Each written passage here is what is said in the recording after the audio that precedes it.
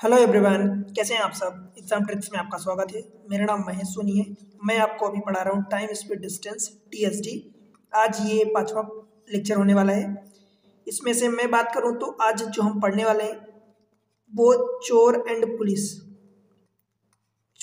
Police का जो concept होता है उस पर बेस्ड जो टॉपिक है उसको हम कवर करेंगे। हिंदी इंग्लिश दोनों, चोर एंड पुलिस आप समझ सकते हो, थेफ्ट एंड पुलिस, राइट। ये बहुत इंपॉर्टेंट कॉन्सेप्ट होता है और लोगों को डर भी लगता है इस कॉन्सेप्ट से। वो नाम सुन के चोर एंड पुलिस, दरअसल इस नाम से नहीं डरते कि चोर यहाँ पर एक्चुअल में चोर है या पुलिस है। वो इस कॉन्सेप्ट को समझने के लिए परेशान होते हैं और समझ के डर जाते हैं कि ये बहुत डिफिकल्ट होगा। भाई डिफिकल्ट नहीं है। देखो, मैं आपको एक ही कॉन्सेप्ट यहाँ पर बताऊंगा और उसी कॉन्सेप्ट के बेसिस पर आप इसको पूरा कंप्लीटली सीख जाओगे, ठीक है। सबसे पहले तो ये टॉपिक होता है, ये टीएसडी का ही पार्ट होता है।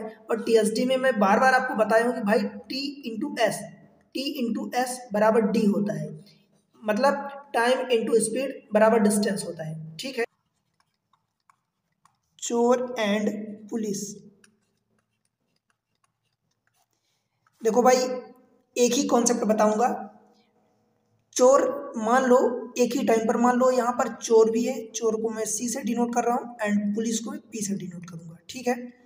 एक ही टाइम पर मान लो सुबह 8 बजे चोरी होती है। मान लो कि यहाँ पर सपोज यहाँ पर ये पॉइंट स्टार्टिंग पॉइंट है और 8 बजे सुबह चोरी होती है, 8 AM पर चोरी होती है, राइट। जब चोर चोरी करेगा तो यहाँ रुकेगा नहीं, वो भागेगा। और हो सकता है कि चोर यहाँ से मान लो भागता हुआ आगे बढ़ता है, आगे किसी स्पीड से बढ़ेगा। कुछ ना कुछ जो आपको दिया रहेगा कि इस सपोज लेट से कि ये 50 किलोमीटर पर घंटे की स्पीड से चोर भागता है यहाँ से, राइट। 9 बजे जाके पुलिस को पता चलता है कि चोरी हो गई, चोर ने चोरी किया और भाग गया, ठीक है। 9 बजे पुलिस को पता चलता है, कितने बजे, 9 बजे।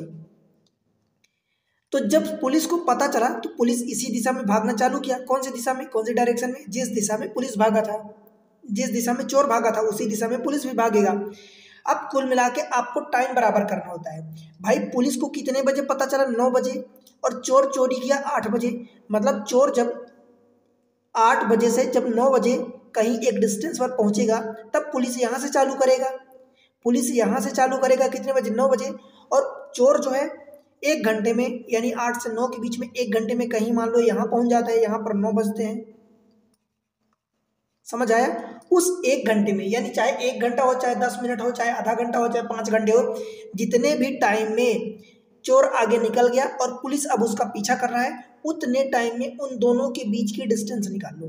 कहने का मतलब ये हुआ कि 1 घंटे में जो चोर था वो 50 की स्पीड से अगर चलता था तो 50 किलोमीटर ट्रेवल कर लेगा। मीन्स अब चोर एंड पुलिस के बीच की दूरी कितनी हो जाएगी, अब पुलिस यहाँ पर है और चोर यहाँ पर है, ठीक है। 9 बजे की बात हो गई, दोनों का टाइम सेम है। अब 9 बजे यहाँ भी है और 9 यहाँ भी बजे हैं, दोनों के बीच की डिस्टेंस कितनी हो जाएगी, 50 किलोमीटर। क्यों? क्योंकि 50 किलोमीटर पर घंटे की स्पीड से चोर भाग रहा था। अब सेम दिशा में पुलिस भी दौड़ेगी और चोर भी दौड़ेगा। अब ये दोनों आगे बढ़ रहे हैं। अब सोचो कि अगर पुलिस की स्पीड चोर से कम हुई तो क्या उसको पकड़ पाएगा? कभी पकड़ ही नहीं पाएगा। इसलिए अगर चोर को पकड़ना है किसी एक जगह पर आगे जाके, तो पुलिस को चोर की स्पीड से ज़्यादा स्पीड से भागना होगा, ठीक है। हमेशा पुलिस की स्पीड चोर की स्पीड से ज़्यादा होगी, तभी जाके ये कहीं ना कहीं आगे चल के पकड़ पाएगा, अदरवाइज नहीं पकड़ पाएगा। तो इन कंक्लूजन में अगर मैं बताऊं तो आपको एक ही टाइम पर, सेम टाइम पर चोर एंड पुलिस के बीच की दूरी आपको निकालनी होती है।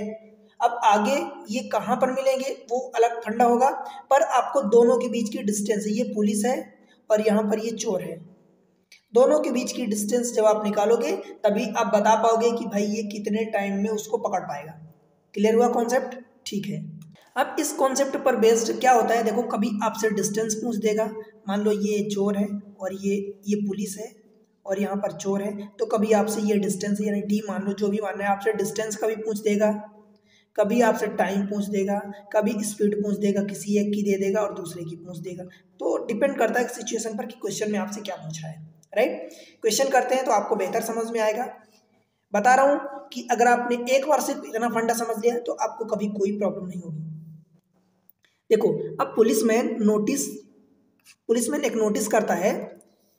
अब policeman notice thief at some distance, policeman notice करता है कि थीव जो है यानी चोर जो है कुछ डिस्टेंस पर है। The policeman started running to catch the thief and the thief also started running at the same time, उसी टाइम थीव भी दौड़ना चालू करता है, भागना चालू करता है जब पुलिस उसको पकड़ने के लिए दौड़ता है। The speed of the policeman and thief was 12 kilometre per hour and 10 kilometre per our respectively. देखो पहले क्या दिया है, स्पीड ऑफ यहाँ पर दिया है, पुलिसमैन पहले दिया है एंड थीव बाद में दिया है, तो सेम चीज रिस्पेक्टिवली का मतलब ही यही होता है कि जो पहले दिया उसका पहले वाला, जो बाद में दिया उसका बाद वाला। और एक चीज और देखोगे कि पुलिसमैन की स्पीड ज्यादा है थीव से, तभी तो पकड़ पाएगा, right. It took 30 minute for the policeman to catch the thief, 30 minute उसको लगते हैं। Find the initial distance in meter between them. भाई बड़ा ही आसान सवाल हो गया।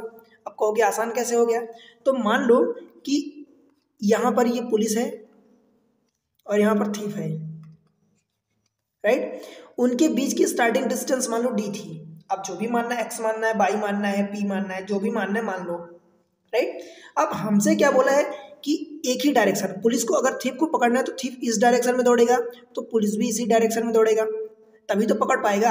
अब आपको पता है कि रिलेटिव स्पीड हम यहाँ पर लगाते हैं फंडा, ये मैं आपको बता चुका हूँ पिछले लेक्चर्स में।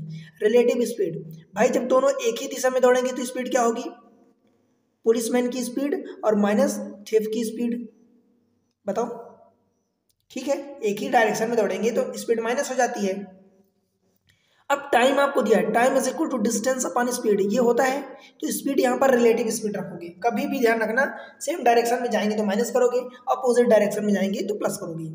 आपको टाइम देखो यहाँ पर दिया है, हिंदी में पढ़ो क्या, एक पुलिसकर्मी ने कुछ दूरी पर एक चोर को देखा, पुलिसकर्मी चोर को पकड़ने के लिए दौड़ना शुरू किया और चोर ने भी उसी समय दौड़ना शुरू किया। पुलिसकर्मी और चोर की गति दिशा दी है 10 किलोमीटर 12 किलोमीटर, पुलिसकर्मी को चोर को पकड़ने में 30 मिनट लगते हैं, तो उनके बीच की प्रारंभिक दूरी भाई 30 मिनट लगते हैं। देखो यहाँ पर 30 मिनट दिया है और ये जो आपको इनकी स्पीड दी है 12 kilometre per hour and 10 kilometre per hour दी है, घंटे में दी है, और ये मिनट में दिया है। तो टाइम आप रख दो, टाइम 30 मिनट दिया। अब मिनट को घंटे में कन्वर्ट करोगे तो 60 का डिवाइड करोगे। मन में सवाल ये उठा आया क्या कि हमने मिनट को आवर में कन्वर्ट क्यों किया, बिकॉज यहाँ पर देखोगे तो 12 किलोमीटर पर आवर दिया है, आपको यूनिट सेम रखनी है। तो time is equal to distance, starting distance हम मान लेते हैं कि भाई डी थी, डिस्टेंस अपॉन स्पीड, ये रिलेटिव स्पीड होनी चाहिए, ध्यान रहे हमेशा रिलेटिव स्पीड। अब वो सेम डायरेक्शन या अपोजिट डायरेक्शन आप वो चेक करोगे खुद। तो यहाँ पर दोनों सेम डायरेक्शन में जाएंगे तो सेम डायरेक्शन में क्या होगा भाई, माइनस करोगे तो 12 माइनस 10 दैट इज 2 किलोमीटर, ठीक है, समझ आया। अब ये 30 दूनी कट जाएगा, ये 2 और 2 कट जाएगा, कुल मिला के डिस्टेंस कितनी आ गई, ये 1, और ये किस में आएगी भाई, किलोमीटर में आएगी। कैसे पता चलेगा किलोमीटर में, भाई ये स्पीड दी है किलोमीटर पर आवर, तो आवर में आपने ये चेंज कर दिया, आवर में ये रख दिया, तो आवर आवर कट जाएगा, राइट, किलोमीटर बचेगा। अब 1 किलोमीटर का मतलब होता है, आपसे मीटर में पूछा है, तो 1 किलोमीटर बराबर 1000 मीटर हो जाएगा, बताओ। तो ये आपका ऑप्शन सी होगा। क्लियर हुआ। हमने क्या किया भाई, इसमें एक ही फंडा लगाया, बस एक कॉन्सेप्ट लगाया कि उनके बीच की स्टार्टिंग डिस्टेंस जो भी है आपको वही निकालना है, तो यही लगा दो। हमने एक ही फंडा सीखा, टाइम इनटू स्पीड बराबर डिस्टेंस, अथवा टाइम इज इक्वल टू जो भी, इसी को कन्वर्ट कर दो डिस्टेंस अपॉन स्पीड, कुछ भी लगा दो, एक ही बात है, ठीक है। समझ आया कि नहीं। आई होप कि अब आपको पुलिस और चोर कर्मी में दिक्कत नहीं होने वाली। और क्वेश्चन देख लेते हैं, क्वेश्चन नंबर 26। एक चोर 250 मीटर की दूरी पर एक पुलिस कार को देखकर अपनी बाइक से एक निश्चित गति पर भाग जाता है। 250 मीटर की दूरी पर एक पुलिस कार को देखकर अपनी बाइक से एक निश्चित गति से भाग जाता है, मतलब स्टार्टिंग में उनके बीच की डिस्टेंस कितनी दी है, 250 मीटर। पुलिस कार चोर का पीछा करना शुरू करती है और उसे पकड़ लेती है।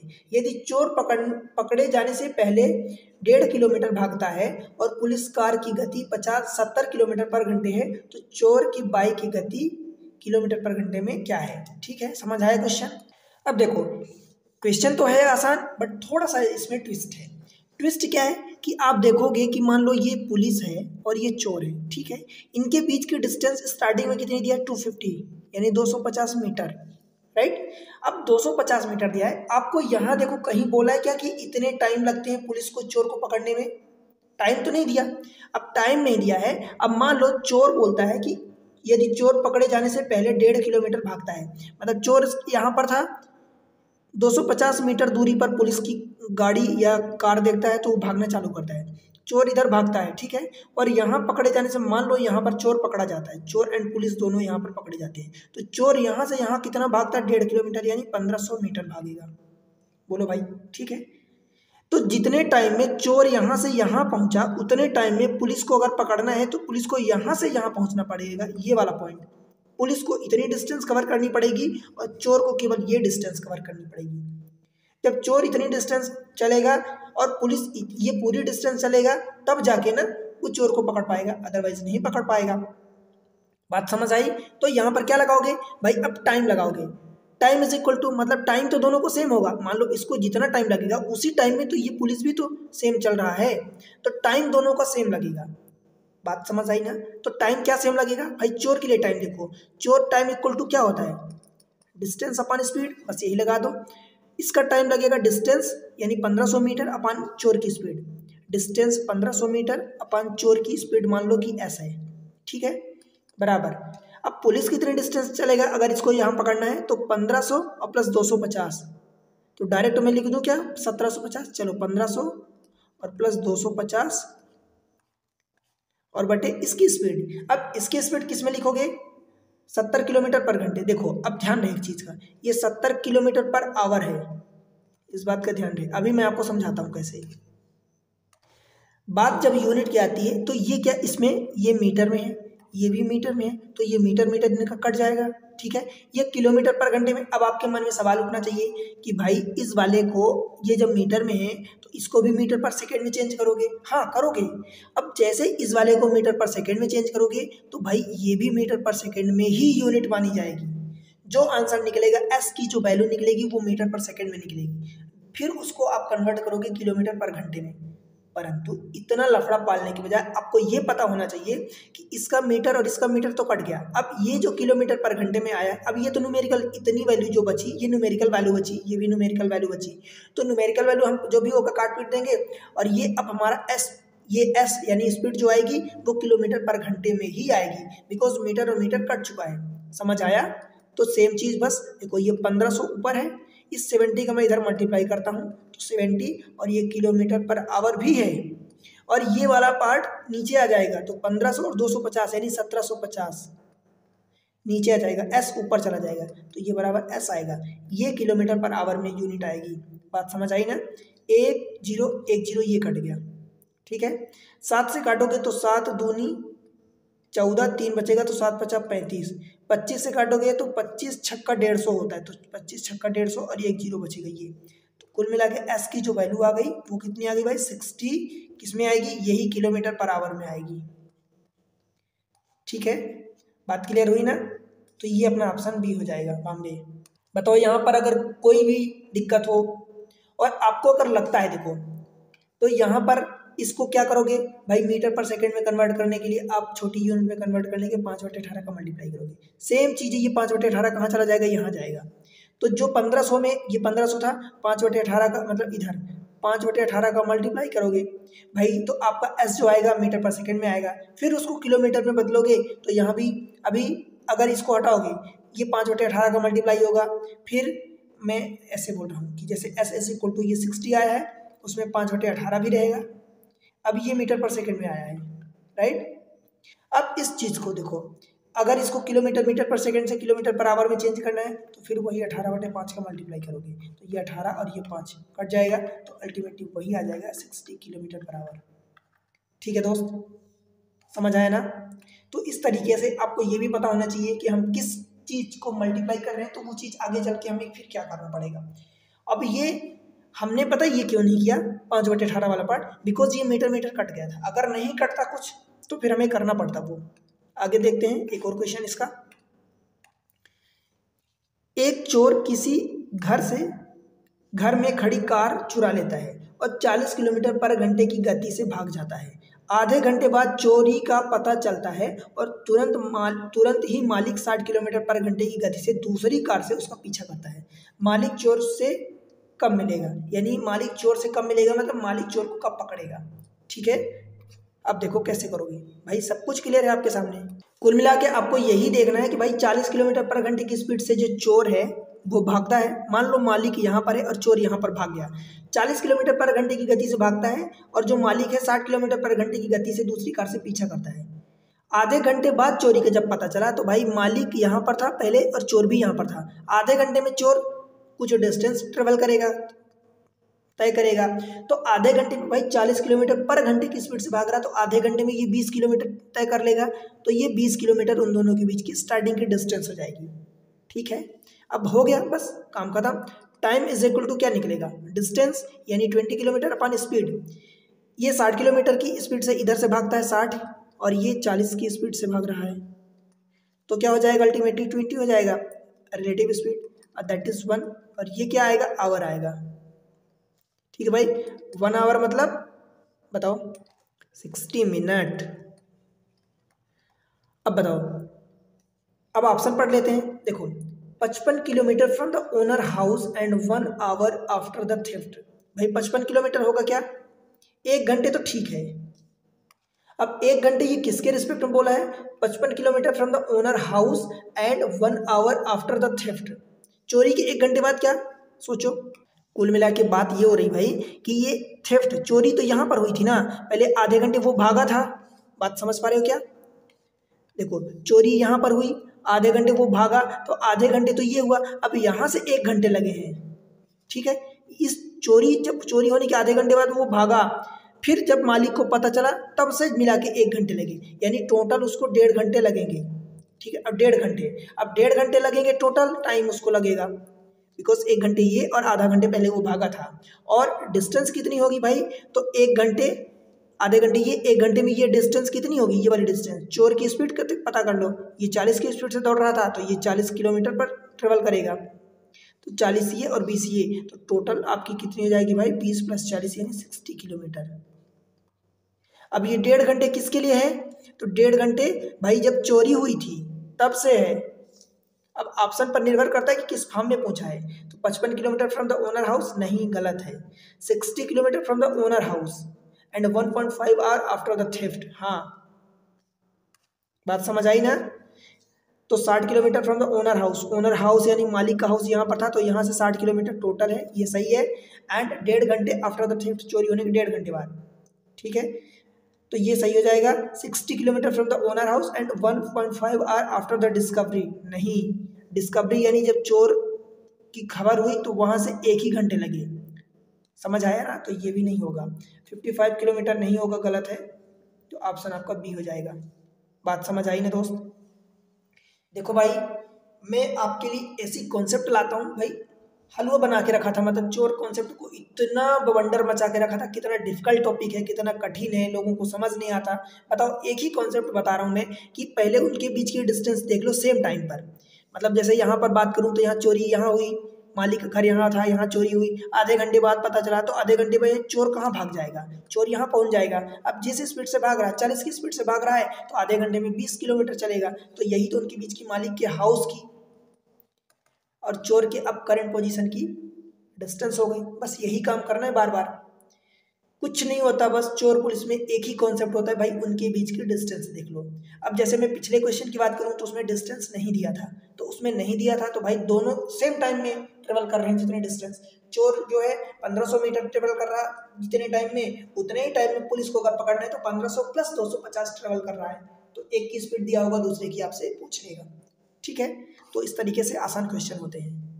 देखो, ये जो क्वेश्चन है ये इंपॉर्टेंट है, और इंपॉर्टेंट तो है, साथ साथ आपको कॉन्सेप्ट समझना है। जैसे मैं पहले क्वेश्चन समझा देता हूँ आपको एंड देन कॉन्सेप्ट बताऊंगा। राधा ए से 40 किलोमीटर पर घंटे की गति से श्याम से मिलने के लिए चलती है, और श्याम बी से, मतलब ये मान लो कि राधा है और ये इधर श्याम है, तो ये वाला पॉइंट ए है और ये वाला पॉइंट बी है। तो राधा ए से 40 किलोमीटर पर घंटे की स्पीड से चलती है और श्याम से मिलने के लिए चलती है, और श्याम बी से यानी इधर से बी से उसकी ओर चलता है, राइट। सी पर मिलने के बाद, यानी सी मान लो यहाँ पर है, दोनों मिलने के बाद वे क्रमशः 9 घंटे और 16 घंटे में एक दूसरे के घर पहुँचते हैं। मतलब मान लो बी जो है, ऐसा समझो कि राधा यहाँ से यहाँ मिली और श्याम यहाँ से यहाँ मिला, श्याम यहाँ से यहाँ मिला। ठीक है, मैं आपको कॉन्सेप्ट समझाता हूँ कि राधा इधर से इधर गई, श्याम इधर से इधर। ठीक है, अब राधा जो है मिलने के बाद यहाँ जाती है, कलर चेंज करूँ, राधा यहाँ मिलने के बाद अब श्याम के घर जाती है और श्याम यहाँ दोनों से मिलने के बाद राधा के घर जाता है, राइट। ये होता है। अब राधा को सी पर मिलने के बाद वे क्रमशः 9 घंटे यानी 9 घंटे और 16 घंटे बाद पहुंचते हैं, एक दूसरे के घर पहुंचते हैं। ए और बी के बीच की दूरी और श्याम की गति ज्ञात कीजिए। पहले तो मैं इसका कॉन्सेप्ट आपको क्लियर कर दूं। देखो भाई, कॉन्सेप्ट ये होता है, इसको आप मीटिंग कॉन्सेप्ट भी बोल सकते हो, मीटिंग कॉन्सेप्ट, या फिर आप इसको राधा कॉन्सेप्ट भी जनरली लोग बोल देते हैं। तो आप जो भी आपको समझना है जो आप बोलो, राधा कॉन्सेप्ट। देखो, इसका जो मेन फंडा ये है कि भाई मान लो यहाँ पर राधा है और यहाँ पर चलो श्याम है, कृष्ण भगवान है, ठीक है।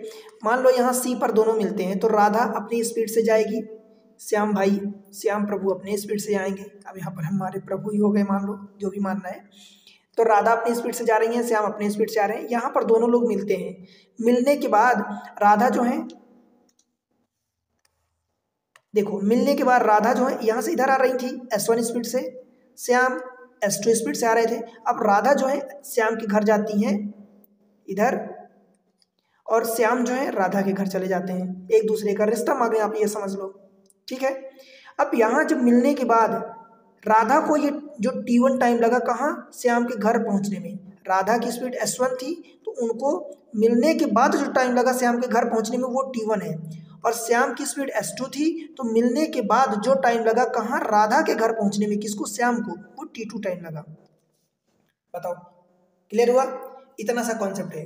मतलब राधा की स्पीड S1 थी, श्याम की स्पीड S2 थी, मिलने के बाद अब एक दूसरे के घर जाते हैं, खुद के घर नहीं जाते, दूसरे के घर जाते हैं। राधा कहाँ जा रही है, श्याम के घर, और श्याम कहाँ जा रहे हैं, राधा के घर।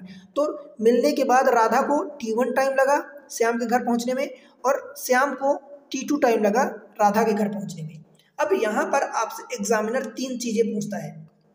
पहला टाइम पूछता है, दूसरा आपसे डिस्टेंस पूछता है और तीसरा स्पीड पूछता है। अब देखो, तो मैं यहाँ पर आपको क्या बताना है भाई, आपको 3 ही चीजें पूछता है, तो तीनों चीजों में क्या क्या करोगे। पहले आपसे टाइम पूछेगा कि टाइम, मिलने का टाइम कितना लगा, मतलब जब दोनों लोग मिले यहाँ पर तो कितना टाइम लगा। तो वो जो टाइम होगा वो होगा आपका T1 × T2 स्क्वायर रूट के अंदर, ये टाइम लगेगा। मतलब मीटिंग टाइम कितना था, मीटिंग टाइम कितना था ये बताओगे। आपसे पूछेगा कि स्पीड, यानी स्पीड का रेशियो पूछेगा, तो वो क्या निकालोगे भाई, 3 ही चीज़ होती है, टाइम, स्पीड, डिस्टेंस। तो टाइम निकाल लिया, स्पीड और डिस्टेंस। तो स्पीड का रेशियो, यानी इनकी स्पीड का रेशियो नहीं पता था, बट अगर टाइम दिया होगा तो ये क्या हो जाएगा, स्क्वायर रूट के अंदर उल्टा T2/T1। ध्यान रहे S1/S2 है तो यहाँ T2/T1 है स्क्वायर रूट के अंदर। और तीसरी चीज आपसे क्या पूछेगा भाई, आपसे डिस्टेंस पूछेगा कि इन दोनों के बीच की कितनी डिस्टेंस है। तो डिस्टेंस जो होगी ये वाली पूरी डिस्टेंस, ये डिस्टेंस जो होगी S1T1 प्लस S2T2।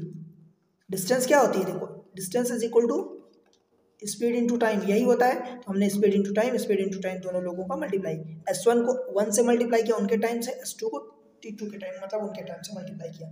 बस इतना सा कॉन्सेप्ट होता है। अब क्वेश्चन आपके लिए आसान हो जाएगा, बस यही चीजें पूछता है। अब क्वेश्चन आपने समझ लिया है कि राधा यहाँ ए से, ये वाला पॉइंट ए है और ये वाला पॉइंट बी है। राधा ए से 40 किलोमीटर पर घंटे, यानी ये S1 जो स्पीड है वो 40 किलोमीटर दी है, और S2 जो है श्याम से मिलने चलती है और श्याम बी से उसकी ओर आता है, तो ये स्पीड आपको नहीं दिया है S2। बात समझ आई ना। अब देखो, सी पर मिलने के बाद वे क्रमशः मतलब पहले किसकी बात हो रही थी, राधा की, 9 घंटे और 16 घंटे में एक दूसरे के घर पहुंचती हैं। ध्यान देना, एक दूसरे के घर पहुंचते हैं, मतलब पहले राधा की बात हो रही थी तो राधा को यहाँ 9 घंटे लगते हैं, और दोबारा जो है श्याम की बात हो रही थी तो श्याम को 16 घंटे ये वाले लगते हैं एक दूसरे के घर पहुंचने में। ठीक है भाई, ए और बी के बीच की दूरी और श्याम की गति। तो भाई अब आप बताओ श्याम की गति क्या होगी, तो श्याम की गति को हमने S2 मान लिया है। हमें क्या बताना है, एक ए और बी के बीच की दूरी, ए और बी के बीच की दूरी यानी डिस्टेंस बतानी है, और डिस्टेंस हमारा क्या होता है, S1T1 प्लस S2T2 ये होता है। अब यहाँ पर एग्जामिनर क्या किया है आपको, देखो टाइम दिया है T1 और T2 दिया है, ठीक है, S1 दे दिया है, S2 नहीं दिया है, तो यही तो आपको कैलकुलेट करना है। तो श्याम की गति आप निकालोगे पहली बात, और श्याम की गति निकालोगे, फिर वहां से इसको यहाँ पुट करोगे तो भाई डिस्टेंस निकल जाएगी। तो श्याम की गति कैसे निकालोगे, S1/S2 पहले लगाओगे, और वो क्या होता है भाई T2, उल्टा ध्यान रहे, स्क्वायर रूट के अंदर उल्टा करते हो। यहाँ पर S2 की गति आपको नहीं दी है, चलो मैं यहाँ लिख देता हूँ, S1 की गति आपको दी है 40 किलोमीटर पर घंटे, S2 आपको निकालना है बराबर स्क्वायर रूट के अंदर। अब T2 क्या है भाई, ये T2 है, ये T1 है। हमने S1 किसको माना, राधा को, तो राधा को 9 घंटे लगते हैं, तो जो 1 है उसको नीचे रखोगे और जो 2 है उसको ऊपर रखोगे, तो ये 16 का स्क्वायर रूट 4 हो जाएगा और 9 का स्क्वायर रूट 3 हो जाएगा। 4 से काटोगे ये 40, 10 बार कटेगा तो S2 की वैल्यू कितनी आ जाएगी, 30 आ जाएगी। बोलो भाई 30 किलोमीटर पर घंटे। अब यहाँ पर देखो 30 किलोमीटर पर घंटे मतलब 2 ऑप्शन आपके चले गए, ठीक है, गए 30 किलोमीटर पर घंटे। अब क्या निकालोगे भाई, डिस्टेंस, तो डिस्टेंस यहाँ वैल्यू पुट कर दो, distance is equal to S1 की वैल्यू देखो 40 दी थी, T1 की वैल्यू कितनी दी है 9 प्लस S2 यानी 30 किलोमीटर, ये आया आप kilometre per our, into T2 भाई 16 आ गया, T2 दिया है, तो 4 नहीं है 36, ये 0 हो जाएगा, 16 3 48 और ये 0 हो जाएगा, तो 4 और 3 7, 8 6 14 यानी 840 हो जाएगा ये किलोमीटर। बोलो भाई क्या आपको कहीं डिफिकल्टीज 840 ये लग रहा है, 30 आया था, हमारा ऑप्शन सी हो जाएगा। बोलो कहीं भी कुछ भी डिफिकल्ट लगा क्या, बस 3 ही कॉन्सेप्ट हैं, 2 कॉन्सेप्ट तो हमने सीख ही लिया कि भाई डिस्टेंस कैसे निकालोगे, डिस्टेंस आपसे पूछ सकता है कि डिस्टेंस कैसे निकालोगे, आपसे टाइम पूछ सकता है टाइम कैसे निकालोगे, और आपसे पूछ सकता है S1 और S2 का रेशियो पूछ सकता है। Distance S1 T1 plus S2 T2, देखो मैं बार बार इसलिए लिख देता हूँ कि आपको याद हो जाए आपके माइंड में। टाइम क्या होता है स्क्वायर रूट के अंदर T1 T2, और S1 S2 का रेशियो क्या हो जाएगा भाई उल्टा टाइम, ये S1 है तो इसको T2/T1 स्क्वायर रूट के अंदर। इतना सा कॉन्सेप्ट अगर आप क्लियर रखते हो तो क्वेश्चन आप बड़ी आसानी से कर लोगे, कोई डिफिकल्टीज नहीं होगी। आगे बढ़े, अब एक कॉन्सेप्ट और है, मैं वो कॉन्सेप्ट बता देता हूं, वो कॉन्सेप्ट होता है गन कॉन्सेप्ट। गन कॉन्सेप्ट यानी बंदूक जब गोली चलाते हैं तो गोली चलाने के केस में क्या होता है भाई, देखो सीधी सी बात है कि जैसे मान लो एक गोली यहाँ से चली, तो गोली चली, मान लो यहाँ से गोली गन फायर हुई, एक आदमी यहाँ पर है, तो मान लो लेट से कि कुछ टी टाइम, मान लो कि लेट से कि 5 मिनट बाद उसको गन जब फायर हुई यानी गोली चली, तो 5 मिनट बाद इस आदमी को, पर्सन यहाँ पर है तो उसको सुनाई देता है। अब यहाँ पर केस 2-3 बन सकते हैं कि या तो पर्सन यहीं पर खड़ा रहे और गोली यहीं से फायर हो, अब पहली गोली चली तो 5 मिनट बाद सुनाई दे, दूसरी गोली चलेगी तो फिर अगर पर्सन यहीं खड़ा है तो फिर से उसको 5 मिनट में सुनाई देगा, ठीक है, फिर तीसरी चलेगी तो फिर गोली चलने के 5 मिनट बाद फिर से सुनाई देगा, क्यों, क्योंकि पर्सन यहीं पर है और गोली भी यहीं से चल रही है। परंतु क्वेश्चन ऐसा नहीं पूछता, क्वेश्चन पूछेगा या तो पर्सन, अगर मान लो कि गोली यहाँ चली तो पर्सन हो सकता है कि इधर चले, और अगर पर्सन जब उसके नज़दीक जाएगा चलेगा तो कुछ डिस्टेंस ट्रेवल कर लेगा, तो पहली बार अगर 5 मिनट में सुनाई दे रही और तो पर्सन इधर अगर उसी की ओर चल रहा है तो हो सकता है कि अगली बार 5 मिनट से कम यानी लेस देन 5 मिनट, कि मान लो कि 4 मिनट 45 सेकंड में इसको गोली सुनाई देती है। बात समझ आई, हो सकता है कि 4 मिनट 45 सेकंड में सेकंड गोली सुनाई दे, क्यों, क्योंकि पर्सन अब इधर जा रहा था, उसकी ओर गोली जहां से चल रही उसकी ओर जा रहा था, पहला केस। दूसरा केस ये बन सकता है कि अगर पर्सन मान लो यहाँ से अपोजिट डायरेक्शन में जाए, कि गोली यहाँ चल रही है तो भाग जाए, दूसरी दिशा में भागे, तो पहली बार अगर 5 मिनट में सुनाई दे रही थी तो इस बार हो सकता है कि 5 मिनट 20 सेकंड में कुछ सुनाई दे। बोलो भाई, तो 20 सेकंड ज्यादा लग रहे हैं, तो ये डिपेंड करता है कि पर्सन किस दिशा में जा रहा है। तो यहाँ पर बस एक कॉन्सेप्ट होता है, और वो कॉन्सेप्ट ये होता है कि स्पीड आप लिखोगे स्पीड ऑफ मैन या स्पीड ऑफ साउंड लिख दो, यहाँ पर speed of sound upon speed of man, speed of man is equal to T2 upon T1 minus T2 अथवा T2 माइनस T1, यहाँ मॉड लगा दो। अब आप कहोगे T1 क्या है T2 क्या है, देखो स्पीड तो समझ में आ रहा है कि साउंड की स्पीड जनरली 330 मीटर पर सेकंड होती है, आपको पता है या क्वेश्चन में दिया भी रहेगा। केसेस में ऐसा हो सकता है कि ये वाली स्पीड, देखो पहले तो इस फार्मूले को आप पैक कर लो बॉक्स के अंदर, राइट। अब देखो ये जो होता है स्पीड ऑफ साउंड जो होता है ये 330 मीटर पर सेकंड दिया रहता है। ये वाली स्पीड हो सकता है कि आपको मानना पड़े तो आप एस मान लो, एक्स मान लो, जो भी आपको मानना है। भाई T2 क्या होता है, जो पहली बार वो टाइम दिया है वो आपका T1 होता है, जो दूसरी बार चाहे वो इस वाले से कम दिया हो या इस वाले से ज़्यादा दिया हो। जैसे इस केस में ये वाला T2 होगा और ये वाला T2 होगा। 5 मिनट पहले केस में दिया था ये T1 हो गया, समझ आया। जो दूसरे केस में कि जब पर्सन या तो उसकी ओर, जहां बंदूक चल रही, जहां से फायर हो रहा है, या तो उसकी ओर जाएगा या उससे दूर जाएगा, तो दोनों केसेस में आप उसको बाद वाला जो टाइम दिया रहेगा उसको आप T2 मानोगे, समझ आया। और एक चीज मैं और आपको बता दूं कि भाई स्पीड ऑफ साउंड जो होती है ये greater than speed of man होती है, यानी पर्सन की स्पीड से ज्यादा ही साउंड की स्पीड होती है। ठीक है भाई, क्लियर रहेगा। बस इतना सा कॉन्सेप्ट है गन का कॉन्सेप्ट, यानी गन जब फायर होती है। अब देखते हैं क्वेश्चन चल के। देखो क्वेश्चन दिया है आपको, एक ही स्थान से 9 मिनट के अंतराल पर 2 तोपें दागी जाती है।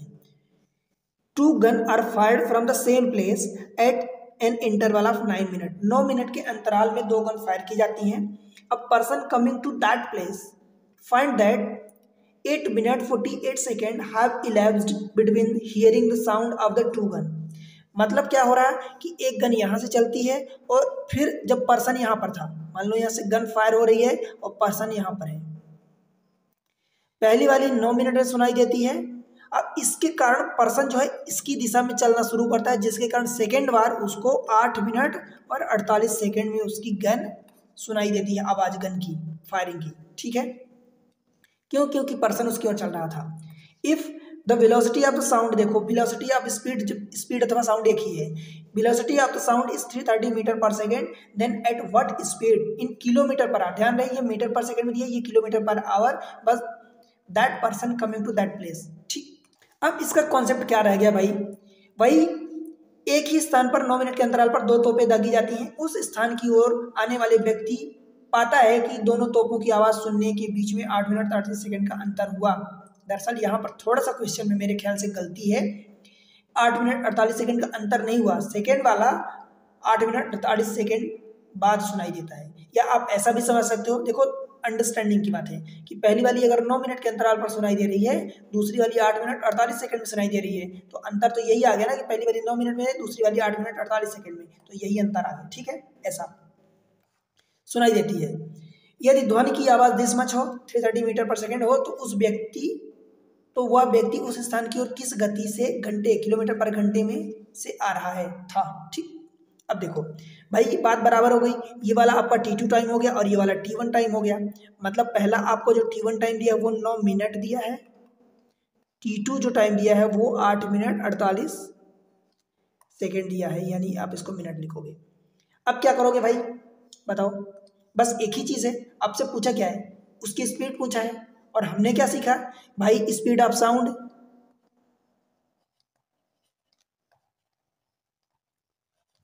Upon speed of man is equal to T2 upon T1 minus T2। अब ये T1 minus T2, T2 minus T1 क्या होगा, बड़े में से छोटे घटाना है, इसीलिए मॉड रखा हूं मैं यहाँ पर। ठीक है भाई, इस चीज को हटा देता हूं। अब देखो क्या करोगे, स्पीड ऑफ साउंड आपको दिया 330 मीटर पर सेकंड, ध्यान रहे यूनिट आपको सेम रखनी है, ये मीटर पर सेकंड में है तो स्पीड ऑफ मैन इसको एस मान लो, तो ये भी जो भी कैलकुलेट होगी वो मीटर पर सेकंड में आएगी। क्लियर है। अब यहाँ पर देखो, यहाँ पर ये T2 और ये T1, मतलब यहाँ से भी टाइम निकलेगा और यहाँ से भी टाइम निकलेगा, मतलब यहाँ दोनों की यूनिट आप सेम रखोगे, चाहे जो भी रखो, मिनट में रखो, घंटे में रखो, आवर या सेकंड में रखो, जो भी रखो सेम रखोगे। क्लियर है। अब देखो T2 रखोगे, T2 यानी बाद वाला टाइम कितना है 8 मिनट 48 सेकेंड, तो ये 48 सेकेंड दिया है तो या तो पूरा मिनट में कन्वर्ट कर लो या सेकेंड में, और नीचे हमें दोनों का डिफरेंस रखना है। भाई पहली बार 9 मिनट आया, दूसरी बार 8 मिनट 48 सेकेंड आया, तो दोनों का जब डिफरेंस देखोगे तो भाई 12 सेकेंड आएगा, तो नीचे तो आप 12 सेकेंड रखोगे ना, ये सेकेंड है, 12 सेकेंड का डिफरेंस है दोनों का डिफरेंस मोड में, तो ऊपर क्यों ना आप सेकेंड में ही रख दो। तो सेकंड में जब रखोगे तो ऊपर आपको T2 रखना है, T2 सेकंड में, तो 8 मिनट का मतलब 8 × 48 यानी 480 हो गया, 48 और जोड़ दो तो ये 8 हो जाएगा, 8 4 12, 528, तो ये 528 हो जाएगा। बोलो भाई क्या बात समझ में आई। ऊपर आपको T2 टाइम रखना है, चाहे T2 T1 से बड़ा हो या छोटा हो। ये आपको ऊपर मैन साउंड की स्पीड, नीचे स्पीड ऑफ द मैन रखोगे, हमेशा यही करोगे। अब ये सेकंड में है, ये भी सेकंड में है, सेकंड सेकंड कट गया, मतलब ये यूनिट आप चाहे इसको मिनट में रखते और इसको मिनट में रखते तब भी मिनट मिनट कट जाता, घंटे में रखते तो भी कट जाता। ठीक है, अब इसको सॉल्व कर लो। 12 से काटोगे तो 12 चौक 48, 4 बचेगा, 12 चौक 48 अगेन कट गया। 4 से काटोगे तो 11 से काटोगे तो 11 4 44, और 11 से काटोगे 11 33, 30 हो गया। एस की वैल्यू कितनी आ जाएगी, एस इधर जाएगा तो 30/4 आ जाएगा। ये किस में आएगा, मीटर पर सेकंड में, बिकॉज हमने ये 330 मीटर पर सेकंड रखा था, हमें चाहिए किलोमीटर पर आवर में। तो भाई किलोमीटर पर आवर यानी बड़ी यूनिट में जाना है तो हम बड़े नंबर का मल्टीप्लाई कर देंगे 18/5 का। 2 से काटोगे तो 2 कितना हो जाएगा भाई, 2 दूनी और 2 नमा 18, 5 दूनी 10 हो जाएगा, तो ये 10 और ये कट जाएगा 0, यानी 9 त्रिक 27, ये किलोमीटर पर आवर हो जाएगा। ठीक है भाई, बताओ 27 मीटर पर किलोमीटर पर आवर। समझ आया। इसीलिए मैं बोल रहा हूँ कि भाई सवाल डिफिकल्ट नहीं होती, एक बार अगर आपने अच्छे तरीके से कॉन्सेप्ट को समझ लिया, क्लियर कर लिया, तो भाई फिर आपको वो बड़े आसान लगेंगे। एक और क्वेश्चन देखते हैं। Gun is fired from the place with a time gap of 30 minute, मतलब यहाँ से फायर होती है और यहाँ पर जब सुनाई देती है, मान लो यहाँ पर गन फायर हुई और यहाँ पर पर्सन है, तो उसको 30 मिनट के अंतराल में सुनाई देती है, और आप इसको T1 टाइम भी कह सकते हो, 30 मिनट। अब पर्सन गोइंग अवे मतलब पर्सन यहाँ था तो गोइंग अवे मतलब दूर जाता है। From this point here the second shot 33 minute after hearing the first shot, मतलब अगर क्योंकि दूर जा रहा है तो दूर जाएगा तो आपको सीधी सी बात है कि भाई ज़्यादा टाइम लगेगा सुनने में। अगर मान लो ये गन यहाँ से फायर हुई और पर्सन ये यहीं पर होता तो उसको तुरंत सुनाई देती ना, तो यहाँ से जितनी डिस्टेंस बढ़ेगी उतना टाइम बाद सुनाई देगा, तो सेकेंड शॉट जो है 33 मिनट बाद सुनाई देता है, और ये आपका T2 टाइम है। ठीक है, what is the speed of the man if the sound is travel at an speed of 330 metre per second. समझ आया ना बात। कुल मिला के इतना दिया है कि एक स्थान से 30 मिनट के अंतराल पर तोप दागी जाती है, उस बिंदु से दूर जा रहा एक व्यक्ति पहली आवाज 33 मिनट बाद और दूसरी आवाज सुनता, पहली आवाज, अच्छा ये थोड़ा सा हिंदी में है कि 30 मिनट बाद दागी जाती है तो पहली आवाज 30 मिनट बाद और दूसरी आवाज 33 मिनट बाद सुनता है। थोड़ा सा सवाल को करेक्ट कर लेना। यदि ध्वनि की गति दिशमच हो तो उस व्यक्ति की गति क्या है। अब देखो भाई स्पीड ऑफ साउंड रखोगे, यही रखोगे कि नहीं,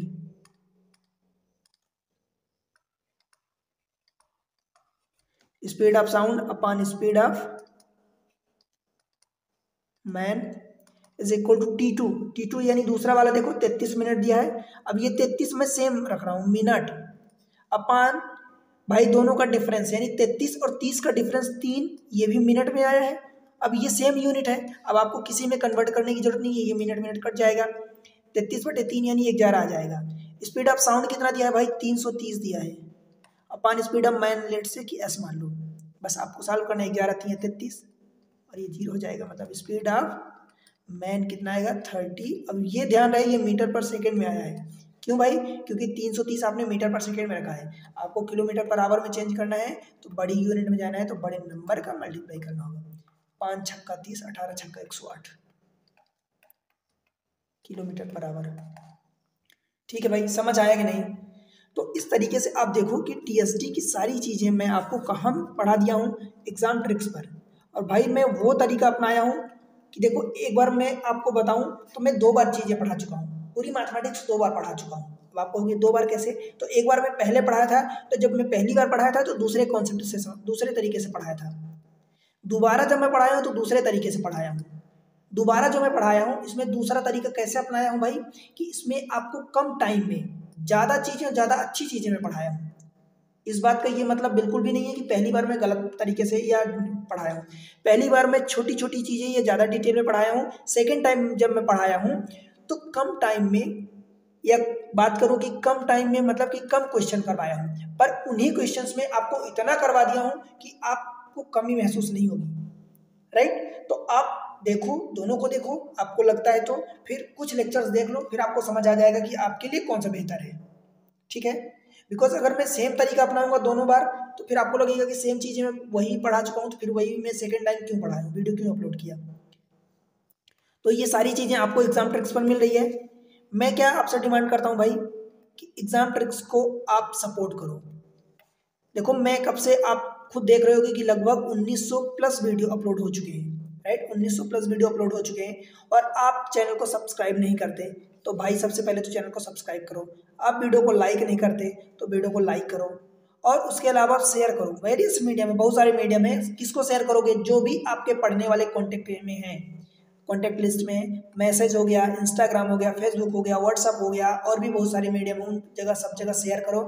उसके अलावा आप टेलीग्राम चैनल ज्वाइन कर लो। टेलीग्राम चैनल ज्वाइन करोगे, एग्जाम ट्रिक्स जो चैनल का नाम है उसी नाम से आपको टेलीग्राम चैनल मिल जाएगा, एग्जाम ट्रिक्स, ठीक है। आपको लिंक भी मिल जाएगी डिस्क्रिप्शन में। आप इंस्टाग्राम पर मुझे फॉलो करो सेम एग्जाम ट्रिक्स के नाम से, और फेसबुक पर आप मुझे फॉलो करो एग्जाम हब के नाम से, ठीक है भाई। तो आप सपोर्ट करो, बाकी पढ़ाने की जिम्मेदारी मेरी है।